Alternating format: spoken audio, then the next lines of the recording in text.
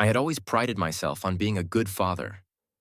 For 10 years, I'd coached Little League games, helped with homework, bandaged scraped knees, and attended every school play and parent-teacher conference.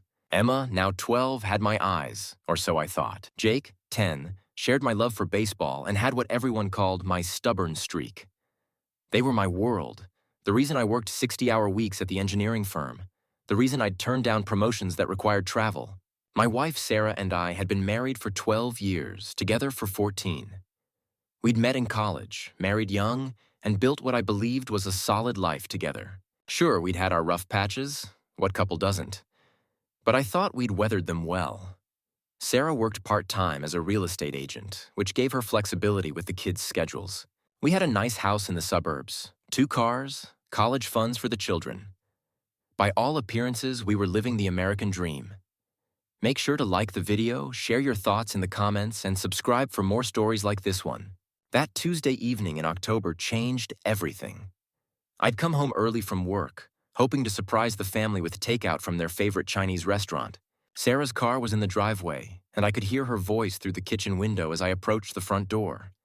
She was on the phone, laughing in that particular way she did when talking to her best friend, Monica. I paused at the door, fishing for my keys, when her words stopped me cold.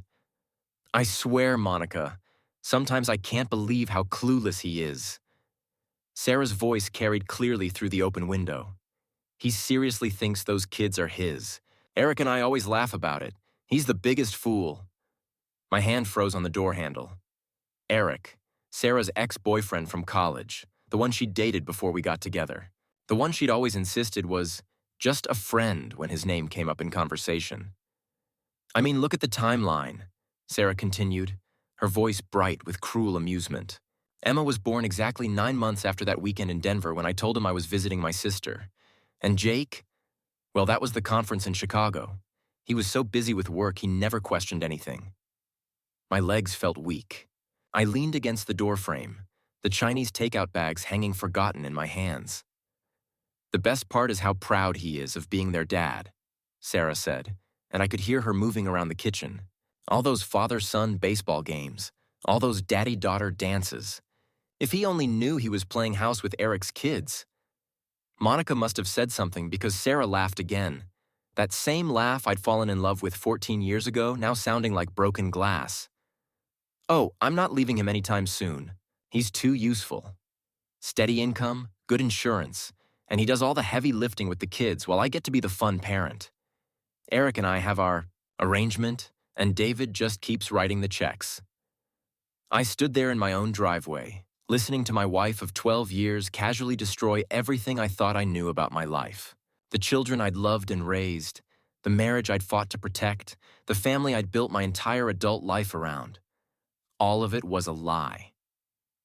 "Plus," Sarah's voice continued, "David's so trusting it's almost pathetic. I could probably have Eric move in and he'd find a way to rationalize it. Oh, he's just helping with the yard work, honey. He's such a good friend to the family." The cruel mimicry of my voice made my stomach turn. I thought about all the times Eric had been around. Barbecues, birthday parties, family gatherings. How Sarah always insisted he was invited because he was like family. How the kids seemed to gravitate toward him. How comfortable they all were together. How blind I'd been. I backed away from the door slowly, my mind reeling. I needed time to think, to process what I'd just heard. I couldn't face Sarah right now, couldn't pretend everything was normal while her words echoed in my head. I drove around for 2 hours before returning home, throwing away the Chinese food and composing myself. When I walked through the door, Sarah greeted me with a smile and a kiss on the cheek. "You're home late," she said. "Everything okay?"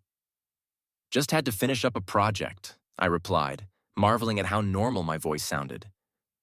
"How was your day?" "Oh, the usual. Showed a house, picked up the kids, helped with homework.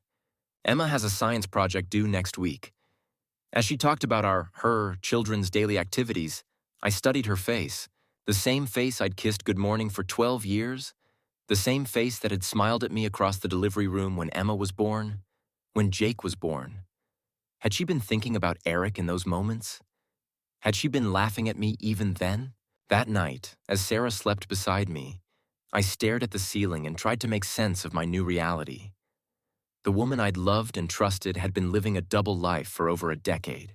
The children I'd raised, sacrificed for, and loved unconditionally weren't mine. The family I'd built my identity around was a fabrication.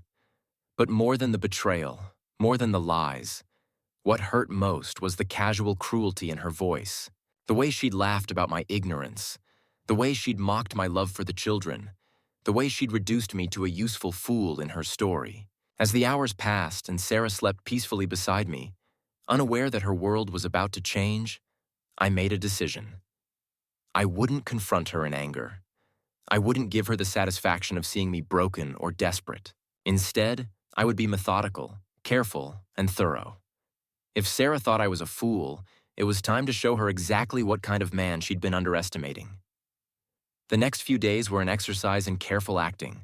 I went through the motions of normal family life, helping with homework, cooking dinner, watching TV with Sarah and the kids, while inside, I was methodically planning my next moves. I took a personal day on Friday and drove to a discreet medical lab an hour outside our city. The DNA test kits cost $200 each, a small price for definitive answers. I'd collected hair samples from Emma and Jake's brushes that morning, along with my own. The technician assured me results would be available within 5 business days. "Sir," she said as I prepared to leave, "I want you to know that whatever the results show, we see a lot of families going through difficult situations. If you need counseling resources or legal referrals, we have information available." I thanked her but didn't take the pamphlets. I already knew what the results would show, and I already had my next steps planned. That afternoon, I met with Marcus Webb, a divorce attorney whose firm specialized in complex custody and asset protection cases. Marcus was a friend of a friend, someone I'd been assured was both discreet and ruthless when necessary. "David," Marcus said as I finished explaining my situation, "I have to ask, are you certain about what you heard? These are serious allegations with significant financial and emotional implications." "I'm certain. But I want the DNA results to confirm it before we proceed with anything official." Smart approach. Now, regarding the children, even if they're not biologically yours, you've been their legal father for their entire lives.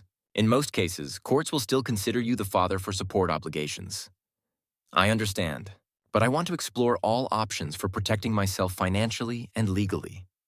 Marcus outlined several strategies: asset protection through legal separation of property, documentation of Sarah's adultery for potential criminal prosecution, and careful timing of divorce proceedings to maximize my position in custody and financial negotiations. "The key," Marcus explained, "is to have everything prepared before she knows you're aware of the situation. Once she realizes you know, she'll likely get her own attorney and start protecting her interests. How long do we have? If you can maintain normal behavior for a few weeks, we can have all the groundwork laid, divorce papers prepared, asset valuations completed, custody strategies outlined. When you're ready to proceed, we can move quickly and decisively." I spent the weekend researching private investigators, eventually hiring Janet Morse, a former police detective who specialized in infidelity cases. Janet was a small, unassuming woman in her 50s who looked more like a librarian than someone who exposed cheating spouses for a living. "Mr. Davidson," Janet said during our Monday morning meeting, "I've reviewed the information you provided about your wife and Eric Thompson.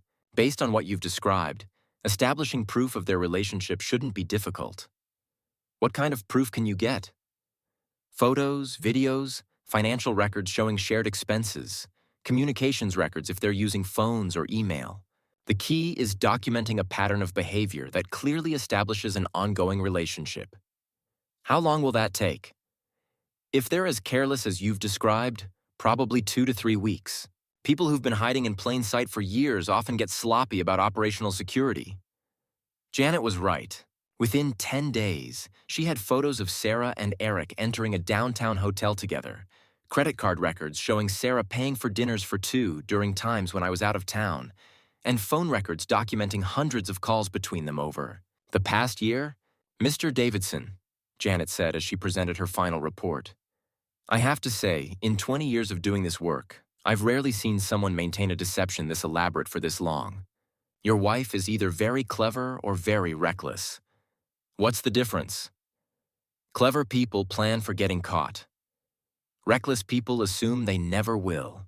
Based on what I've observed, your wife falls into the second category.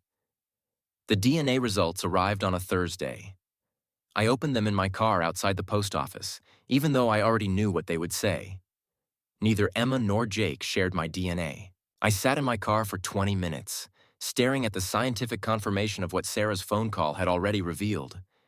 These children I'd loved, raised, and sacrificed for were not mine. The daughter who'd called me daddy for 12 years, the son who'd inherited what I thought was my stubborn streak, they belonged to another man. But as I sat there, something strange happened. I realized that the results didn't change how I felt about Emma and Jake. They were still the children I'd read bedtime stories to, taught to ride bikes, comforted during nightmares. The love I felt for them was real, even if the biology wasn't. The betrayal was Sarah's, not theirs. That evening, I made my final preparations. I'd already moved money from our joint accounts into individual accounts that Sarah couldn't access. I'd documented all our shared assets, including the house, cars, and investments. I'd secured copies of all important financial documents and had them stored with Marcus's firm. Now I needed to plan the revelation carefully. Sarah had spent 10 years lying to me, mocking me behind my back, and using me as a convenient provider while she maintained her relationship with Eric. She deserved to understand the consequences of her choices, but I also wanted to maintain my dignity throughout the process. I wouldn't scream or beg or make threats. I would simply present her with the facts and let her deal with the reality of what she'd done. The plan came to me on Friday evening as Sarah mentioned how stressed she'd been with work and how much she could use a relaxing weekend away. "You know what?" I said, as if the idea had just occurred to me. "Why don't I book us a nice weekend getaway?" "That spa resort you're always talking about, the one with the fancy restaurant?" Sarah's face lit up. "Really? David, that would be amazing. We haven't done something like that in months. Consider it done? I'll make all the arrangements. You just pack and get ready to be pampered."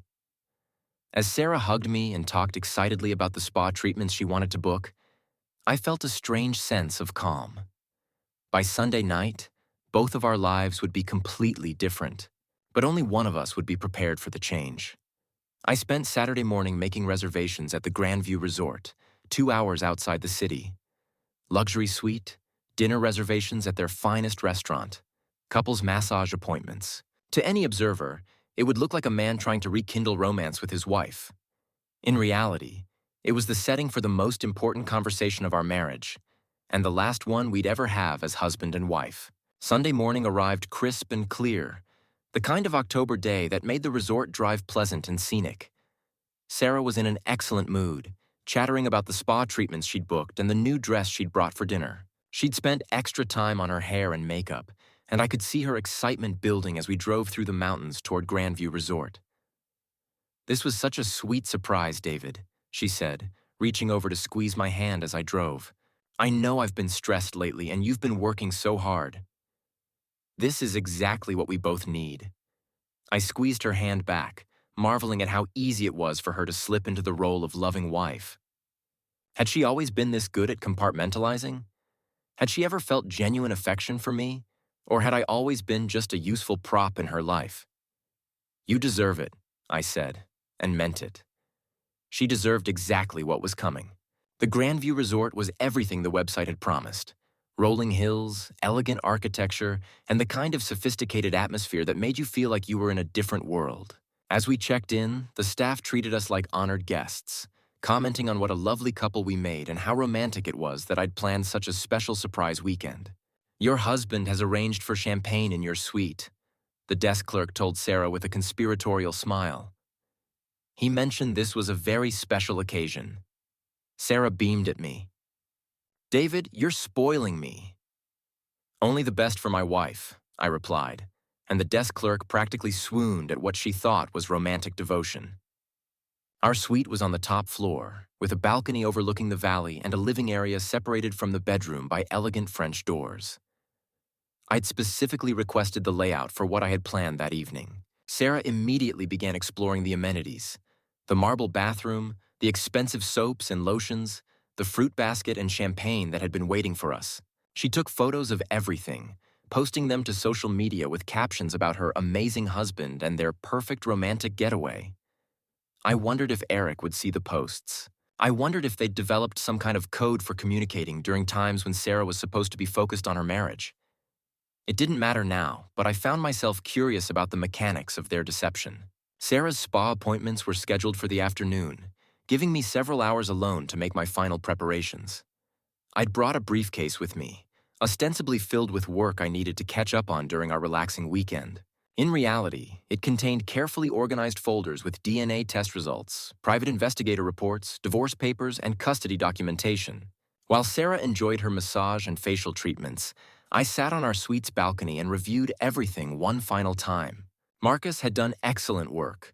The divorce papers were comprehensive, the asset protection strategies were solid, and the evidence of Sarah's infidelity was documented with the kind of detail that would make any court proceeding straightforward. Janet's private investigator report included photos that told the story clearly. Sarah and Eric entering hotels, sharing intimate dinners, acting like a couple in public places during times when I thought Sarah was showing houses or visiting friends. The timestamps and locations painted a picture of a relationship that had been ongoing for years. But the most damning evidence was the recorded phone conversation. With Janet's help, I'd legally obtained recordings of several calls between Sarah and Eric, including one where they discussed how to handle an upcoming family vacation and another where they planned a weekend together while I was at an engineering conference. In that second recording, Eric's voice was clear. I almost feel bad for the guy. He works so hard to provide for my kids. Sarah's response was equally clear. Don't feel bad. He gets to play daddy, and we get to have our life together. Everyone wins. I sat there listening to my wife and her lover discuss how to deceive me more effectively, and I felt something cold and final settle in my chest. This wasn't just adultery. It was systematic, calculated exploitation that had been going on for over a decade. Sarah returned from her spa treatments glowing and relaxed, full of stories about the massage therapist and the facial treatments. She'd bought expensive lotions and had booked us for couples massage the next morning. The massage therapist said we have great energy together, she said as she showed me the products she'd purchased. She could tell we're really connected. That's wonderful, I said. I'm glad you're enjoying yourself. I am. And David, thank you for this, for thinking of me, for planning something so special. I know I don't always show it, but I really appreciate everything you do for our family. The sincerity in her voice was almost convincing. If I hadn't heard her phone conversation, if I hadn't seen the private investigator's photos, I might have believed that she genuinely cared about our marriage. Dinner was scheduled for 7 o'clock at the resort's signature restaurant, Elevations. I'd specifically requested a private table with a view, telling the maitre d' that I had something special planned for my wife. The staff had been wonderfully accommodating, ensuring we'd have privacy for what they assumed would be a romantic evening. Sarah wore the new dress she'd brought, a deep blue number that complemented her eyes and reminded me of what I'd fallen in love with all those years ago. She'd taken extra care with her appearance, and I could see she was excited about what she thought would be a romantic dinner followed by a romantic evening. You look beautiful, I told her as we walked to the restaurant. And I meant it. Whatever else Sarah was, she was still an attractive woman who knew how to present herself well. You don't look too bad yourself, she replied, adjusting my tie playfully. I love it when you dress up for me. The restaurant was everything I'd hoped. Elegant, intimate, with just enough ambient noise to ensure our conversation wouldn't be overheard by other diners. Our table was positioned perfectly, with a view of the mountains and enough privacy for the conversation I had planned. Sarah ordered wine and an expensive entree, clearly planning to enjoy every aspect of our weekend getaway. She talked about the kids, about work, about plans for the holidays. She seemed genuinely happy, genuinely connected to me in a way that made me wonder if she'd convinced herself that her double life was somehow acceptable. David, she said as we finished our appetizers, I want you to know how happy I am. With you, with our family, with the life we've built together. I know I don't say it enough, but you're a wonderful husband and father. The timing was perfect. Actually, Sarah, that's something I wanted to talk to you about tonight. I reached into my jacket and pulled out a wrapped package, elegantly presented, tied with a ribbon, looking exactly like the kind of gift a husband might give his wife during a Romantic weekend getaway. I brought you something special, I said, placing the package on the table between us. Sarah's eyes lit up. David, you didn't need to get me anything. This weekend is already perfect. Open it, I said quietly. She untied the ribbon carefully, clearly savoring the moment. Inside the elegant wrapping was a manila folder, plain and unremarkable. Sarah's expression shifted from excitement to confusion. What is this? Open it, I repeated. She opened the folder and found the first document, the DNA test results. I watched her face as she read, watched the confusion turn to understanding and then to panic. David, I don't understand. Why do you have DNA test results for Emma and Jake? Keep reading. She turned to the next page, the private investigator's report, complete with photos of her and Eric. Then the phone conversation transcripts. Then the divorce papers. The silence stretched between us for what felt like hours. Other diners continued their conversations around us, unaware that they were witnessing the end of a 12-year marriage. Finally, Sarah looked up at me, her face pale, but her expression still defiant. David, I can explain. No, I said quietly. You can't. This is all taken out of context. Eric and I are just friends. We always have been. These photos don't prove anything. I pulled out my phone and played the audio recording Janet had obtained. Sarah's voice came through clearly. He seriously thinks those kids are his. Eric and I always laugh about it. He's the biggest fool. As her own words played back to her, Sarah's defiance crumbled. She stared at the phone, then at me, then at the documents spread across our romantic dinner table. How long have you known? She asked finally. I heard you on the phone 3 weeks ago. I've known everything for 3 weeks. And you planned this? This weekend, this dinner, this ambush? I planned to have a conversation with my wife in a setting where we could both maintain our dignity. Though given what I've learned about you, I realize dignity might not be something you're familiar with. Sarah's eyes filled with tears. Whether from genuine emotion or calculated manipulation, I couldn't tell anymore. David, please. We can work through this. It's not what you think. It's exactly what I think. You've been having an affair with Eric for over 10 years. The children I've raised and loved aren't mine. You've been using me as a provider while you and Eric laugh about what a fool I am. That's not... You said I was the biggest fool you knew. You said Eric laughs about me raising his children. You said I was so useful that you'd never leave me. Each statement hit her like a physical blow, and I could see her struggling to find a response that might salvage the situation. David, please. Think about Emma and Jake.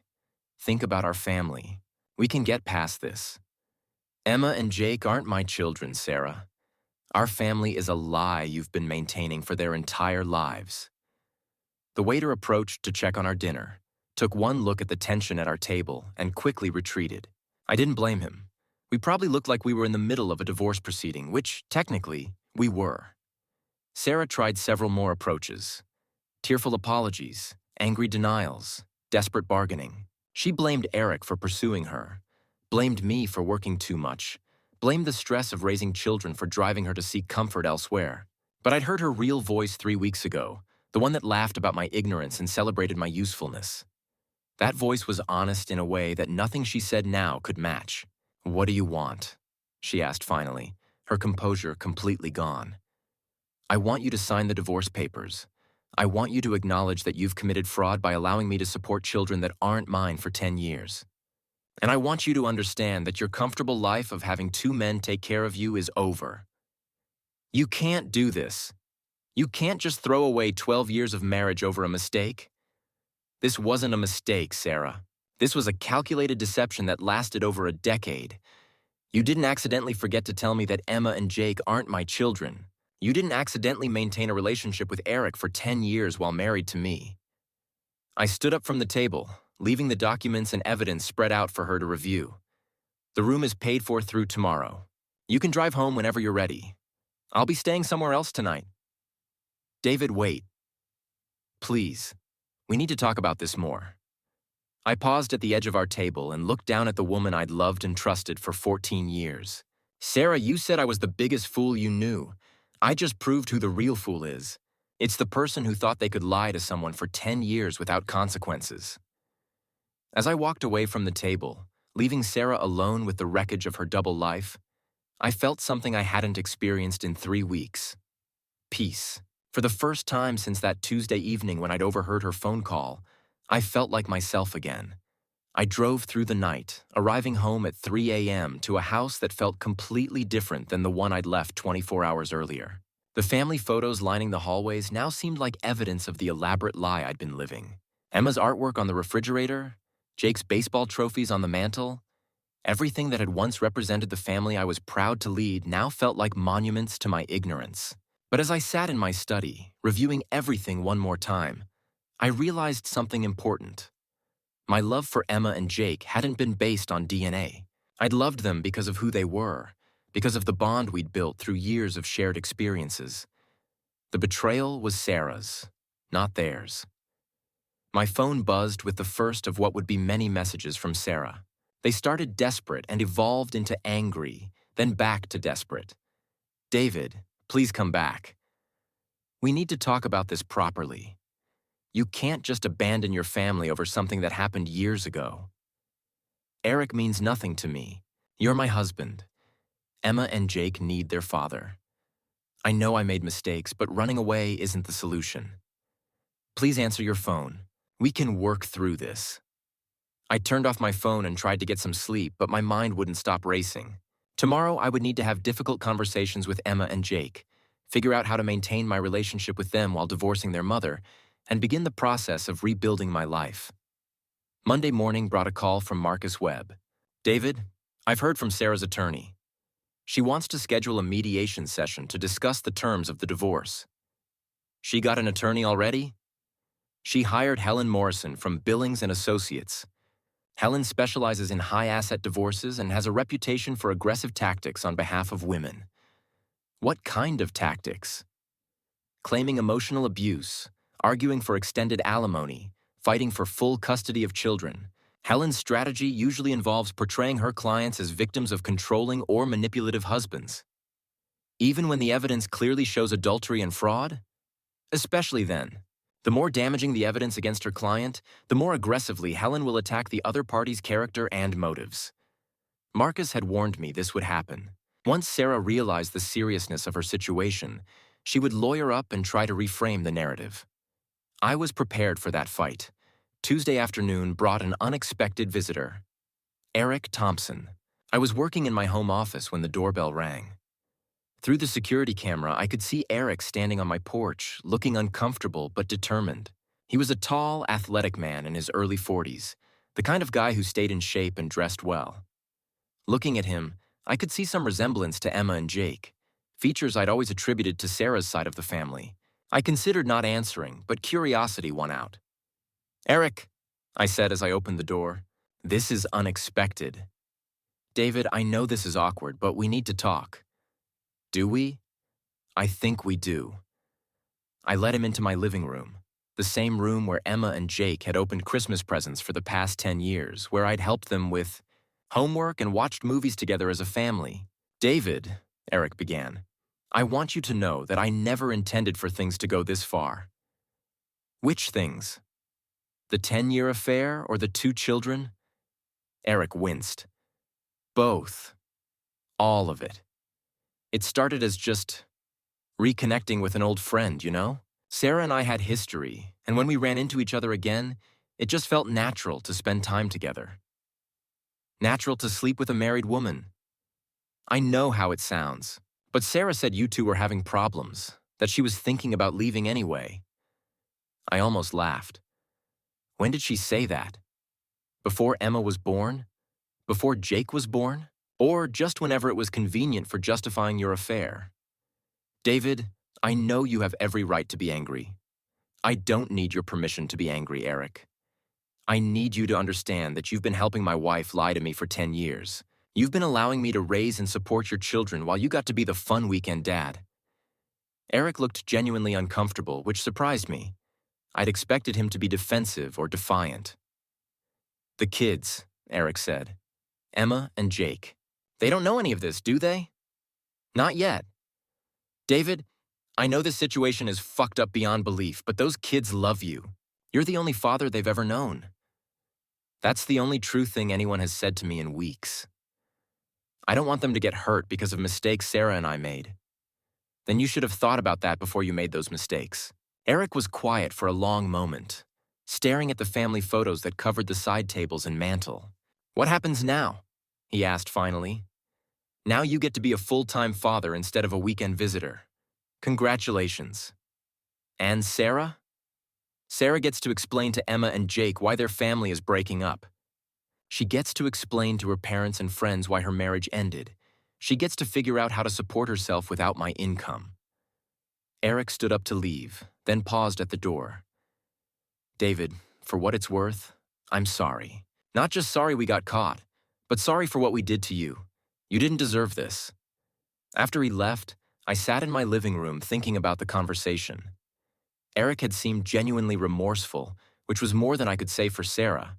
But remorse didn't undo 10 years of deception, and it didn't change the fact that my entire adult life had been built on lies. Wednesday brought the conversation I'd been dreading most. Emma and Jake were spending the week with Sarah at her sister's house while we figured out living arrangements, but I'd asked to meet with them to explain what was happening. We met at a local park, neutral ground where we could talk privately. Looking at them, I could see more resemblance to Eric now that I knew to look for it. Emma had his angular jaw, Jake had his athletic build. But they also had expressions and mannerisms I'd helped shape over 10 years of being their father. "Dad," Emma said as we sat at a picnic table, "Mom said you and she are getting divorced. Is that true?" "Yes, it's true." "But why?" Jake asked. "You guys seemed fine." How do you explain to children that their entire family structure has been based on a lie?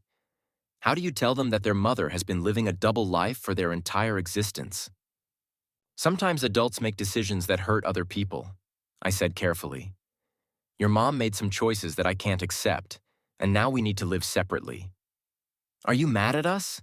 Emma asked, and my heart broke a little. "No, sweetheart. I'm not mad at you or Jake. You didn't do anything wrong." "But will we still see you?" Jake asked. "Will you still be our dad?" That was the question I'd been struggling with for weeks. Legally, I had no rights to these children. Biologically, they weren't mine. But emotionally, they were still the kids I'd raised and loved. "I will always love you both," I said. "That will never change. But the arrangements for how often we see each other might be different now." We talked for an hour, with me trying to answer their questions honestly without destroying their relationship with their mother or overwhelming them with adult problems. They were confused and scared, which was exactly what I'd hoped to avoid, but probably inevitable. As I drove home from that conversation, I realized that Sarah's betrayal had created victims beyond just me. Emma and Jake were going to suffer because of choices their mother had made before they were even born. That might have been the cruelest aspect of the entire situation. Thursday brought news from Janet, my private investigator. "David, I wanted to give you a heads up about something I discovered while wrapping up my investigation." "What kind of something?" "I found evidence that Sarah and Eric have been planning their own future together. Bank records show they've been saving money in a joint account, and I have documentation of them looking at apartments together." "They were planning to leave?" "It looks like they were planning for Sarah to eventually divorce you and move in with Eric, but they wanted to wait until the kids were older and until they'd saved enough money to be financially comfortable. So I was supposed to support them until they were ready to start their real life together." That's what the evidence suggests. David, I've seen a lot of cheating spouses, but this level of calculated deception is unusual. Most affairs are emotional or impulsive. This was systematic financial and emotional exploitation. Friday brought Sarah's first serious attempt at negotiation. She called from her attorney's office, asking if I would meet to discuss reasonable terms for the divorce. "David, Helen thinks we can work out an arrangement that's fair to everyone." "What kind of arrangement?" "Joint custody of the kids, fair division of assets, reasonable support payments. We don't have to destroy each other over this." Sarah, you've been lying to me about the children's parentage for 10 years. You've been having an affair for 10 years. You've been using me as a provider while planning your future with another man. What exactly is reasonable about any of that? I know I made mistakes. These weren't mistakes. This was fraud. You allowed me to believe I was the father of children who aren't mine, accepted my financial support under false pretenses, and maintained a sexual relationship with another man throughout our marriage. David, please, think about what's best for Emma and Jake. I am thinking about them, which is why I want them to understand the difference between love and manipulation, between truth and lies. The call ended with Sarah in tears, and me wondering if those tears were genuine or performed for her attorney's benefit. That weekend, I made a decision that surprised even me. I called Eric and asked if we could meet again. David, Eric said as we sat in the same coffee shop where Sarah used to meet him for what I'd thought were innocent friendship conversations. I didn't expect to hear from you again. I have a proposition. What kind of proposition? Emma and Jake need stability and consistency. They need to understand what happened without being traumatized by it. And they need to know that the adults in their lives can behave responsibly even when personal relationships fall apart. Eric looked confused. What are you suggesting? I'm suggesting that we figure out how to co-parent these children in a way that puts their needs first. You're their biological father, but I'm the one who's raised them. They need both of us to be mature about this situation. You want to work together? I want to make sure Emma and Jake don't suffer more than necessary because of choices adults made before they were born. Eric was quiet for a long moment, clearly, processing what I was proposing. David, I appreciate what you're saying, but legally, don't you have rights as their father? You've been supporting them for 10 years. I might have some legal rights, but exercising them would mean putting Emma and Jake through a custody battle that would probably traumatize them. I'd rather find a way to stay in their lives that doesn't require courtroom fights. What about Sarah? Sarah's going to have to live with the consequences of her choices, but the kids shouldn't have to pay for those consequences. We spent 2 hours working out the framework for an arrangement that would allow me to maintain a relationship with Emma and Jake while acknowledging Eric as their biological father. It wasn't perfect, but it was better than the alternatives. The conversation was surreal. Two men discussing how to share responsibility for children who were the product of one man's marriage and the other man's affair. But both of us seemed committed to protecting Emma and Jake from the chaos that the adults in their lives had created. The divorce proceedings moved quickly. Sarah's attorney recommended mediation to avoid a public trial, especially given the overwhelming evidence Marcus had compiled. In mediation, Sarah was completely different, defensive, tearful, but always calculating. Her attorney tried claiming I had abandoned the family, but the evidence was devastating. DNA tests, private investigator reports, recorded conversations showing a decade of systematic deception. The mediator reviewed everything methodically. When asked directly about the children's parentage, Sarah's attorney invoked the Fifth Amendment rather than let her answer. The settlement reflected Sarah's weak position. Minimal alimony, just enough to transition to independence. The house would be sold, proceeds divided proportionally. Most importantly, I was released from all future financial obligations for Emma and Jake, with Eric assuming full responsibility. As we left the courthouse, Sarah made one final attempt. David, I did love you. The feelings weren't all fake. Sarah, love requires honesty. You never let me know who you really were. 3 weeks later, Eric called with perfect irony. Sarah and I broke up. Turns out she's demanding and expensive without your income supporting her lifestyle. I wasn't ready to provide everything she was getting from you, plus handle all the divorce drama. The arrangement Eric and I worked out continues today. Emma and Jake spend weekends with me. We share holidays and coordinate school events. Sarah moved in with her sister, then found an apartment she could afford on real estate commissions alone, working full-time for the first time in over a decade. Monica received copies of all the evidence showing how Sarah had used their friendship to mock me. She ended their friendship immediately. 6 months later, Emma wrote me a letter. You're still my dad. Eric is nice, but you taught us right from wrong, came to our games, helped with homework. That doesn't change because of DNA tests. We love you and we're proud to be your kids. 2 years later, I can say Sarah did me a favor. She freed me from a relationship built on lies and showed me strength I didn't know I possessed. She thought I was the biggest fool she knew. Instead, she learned that quiet, trusting people are the most dangerous when they finally act. For 10 years, I was a father and husband. For one weekend, I became something else entirely. Free. She called me an idiot for 10 years. I proved her wrong in 10 minutes.